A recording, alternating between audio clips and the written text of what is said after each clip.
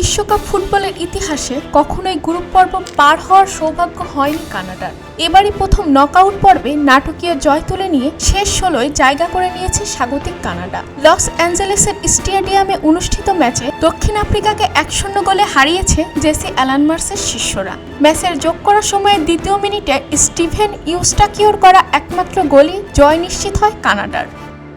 ম্যাচের প্রথমার্ধে দুই দলই ছিল রক্ষণাত্মক। শুরু থেকেই ম্যাচের নিয়ন্ত্রণ ছিল কানাডার হাতে।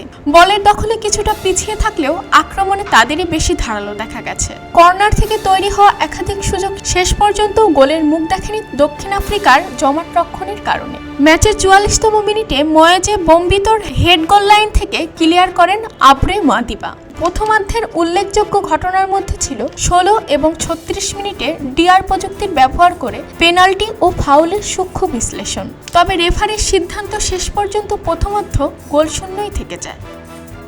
বিরতির পর ম্যাচের উত্তেজনা আরও বৃদ্ধি পায়। 65তম মিনিটে জোনাথন ডেভিডের একটি নিশ্চিত সুযোগ পা দিয়ে রুখে দেন দক্ষিণ আফ্রিকার গোলরক্ষক উইলিয়ামস। খেলা যখন গোলশূন্য ড্রয়ের দিকে এগোচ্ছিল, ঠিক তখনই আসে সেই মহেন্দ্রক্ষণ। যোগ করা হয় সময়ের দ্বিতীয় মিনিটে কানাডার হয়ে জয় সূচক একমাত্র গোলটি করেন স্টিভেন ইউস্টাকিও। এই ব্যবধান ধরে রেখেই মাঠ ছাড়ে তারা।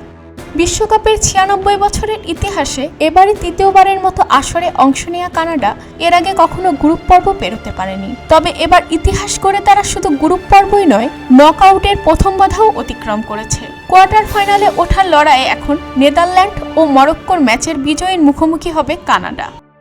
খবরের কাগজ, নিখাত, নির্ভীক, নিরপেক্ষ।